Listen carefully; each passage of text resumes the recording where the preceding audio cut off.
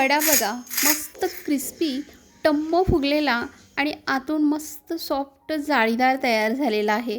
त्याचसोबत अगदी ऑथेंटिक चवीचं उडुपी हॉटेलसारखं दाटसर सांबार कसं बनवायचं, त्यासाठी इथं मी बऱ्याचशा टिप्स सांगितलेल्या आहेत. तुम्ही पहिल्यांदा जरी हा बेत बनवणार असाल ना, तरी फसणार नाही एवढी माझी गॅरंटी आहे. त्यामुळे व्हिडिओ स्किप न करता संपूर्ण पहा. प्रथम आपल्याला डाळ भिजत घालायची आहे. तर इथं मी 1 कप उडदाची डाळ घेतलेली आहे. यामध्ये भरपूर असं पाणी घालायचं आणि ही डाळ आपल्याला 1 ते 2 पाण्याने स्वच्छ धुवून घ्यायची आहे, जेणेकरून याच्यात काही केमिकल पावडर वगैरे असेल तर ती निघून जाईल. आता यामध्ये भरपूर असं पाणी घालायचं आणि ही डाळ आपल्याला कमीत कमी 6 ते 7 तास किंवा तुम्ही रात्रभरासाठी भिजत घातली ना तरीसुद्धा चालेल. आता ही डाळ मी रात्रभरासाठी भिजत ठेवणार आहे. आता आपण सांबर बनवायला घेऊया. तर त्यासाठी इथं मी अर्धा कप तुरीची डाळ 2 तासापूर्वी स्वच्छ धुवून भिजवून घेतलेली आहे.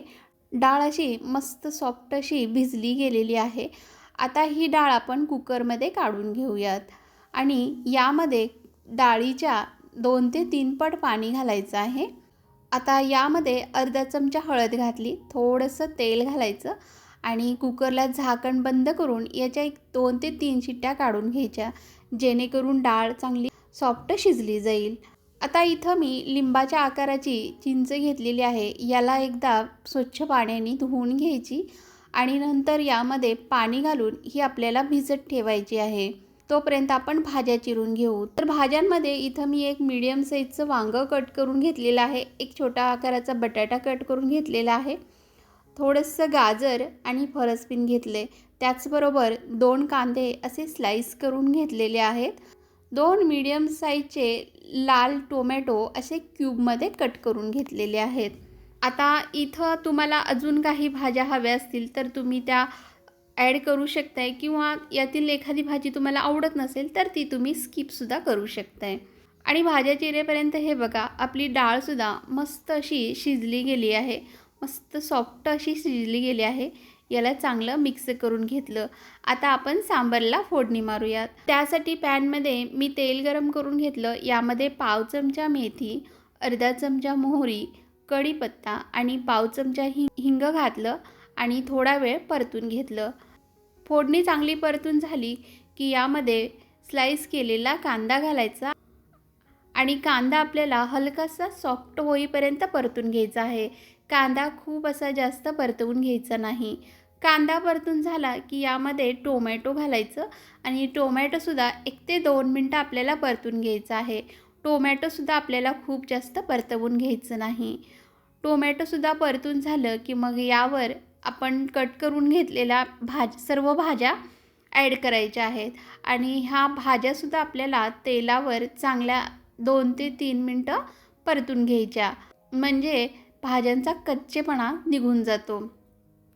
भाज्या चांगल्या 2-3 मिनटं परतून झाल्या की यामध्ये इथं चवीपुरतं लाल तिखट घालायचं आहे. इथं मी 1-1.5 चमचा बेडगी मिरची पावडर घेतलेली आहे. 2 चमचे चांगल्या ब्रँडचा कोणताही सांबर मसाला तुम्ही ॲड करू शकताय आणि मंद गॅसवर हे मसालेसुद्धा आपल्याला मिनिटभर परतून घ्यायचा आहे. गॅस मंदच ठेवायचा आणि झाकण ठेवून एक 6 ते 7 मिनटं ह्या भाज्यांना वाफवून घ्यायचं. अधेमध्ये झाकण काढून ह्या भाज्या तुम्ही 1-2दा हलवून घ्या.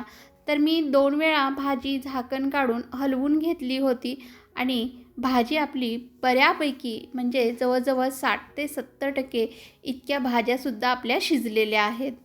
आता याच्यानंतर आपल्याला आपण शिजवून घेतलेली ही संपूर्ण डाळ घालायची आहे. पण डाळ घातल्यानंतरसुद्धा हे खूप घट्ट आहे, त्यामुळे मी अजून याच्यामध्ये पाणी ॲड केलं. एकदा मिक्स करून घेतलं. आता यावर इथं चिंचेचा कोळ काढून घेतला. त्याचबरोबर 1 चमचा गूळ घातला. चवीपुरतं मीठ घालायचं, कारण आपण अजूनपर्यंत भाजीमध्ये मीठ घातलं नव्हतं. आता हे चांगलं एकसारखं मिक्स करून घ्यायचं आणि सांबराला अशी उकळी आली की गॅस कमी करायचा आणि अर्धवट झाकण ठेवून सांबर आपल्याला 6 ते 7 मिनटं चांगलं उकळवून घ्यायचं आहे. जेणेकरून भाज्याही शिजल्या जातील आणि सर्व मसाल्यांचे फ्लेवर सांबरामध्ये उतरले जातील. मस्तच खूप सुंदर दाटसर असं हे आपलं सांबर तयार झालेलं आहे.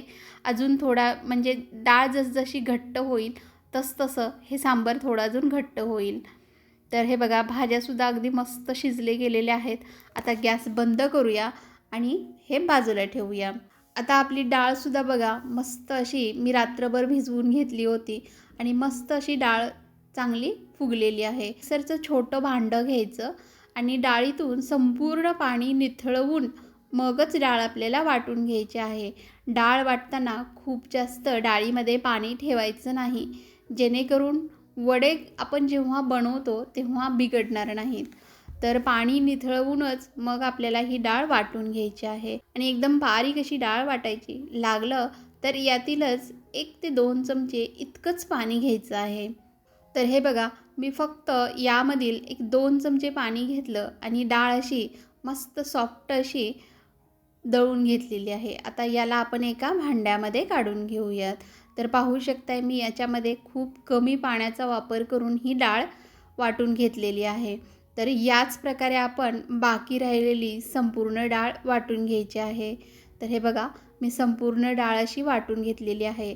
आता इथं सर्वात महत्त्वाची टीप म्हणजे डाळ आपण जेव्हा वाटतो तेव्हा पाणी खूप कमी वापरायचं आणि डाळ वाटून झाली की 6 ते 7 मिनटं याला चांगली फेटून घ्यायची. ही एकच स्टेप आहे, त्यामुळे आपले वडे खूप मस्त सॉफ्ट आणि स्पंजी बनतात.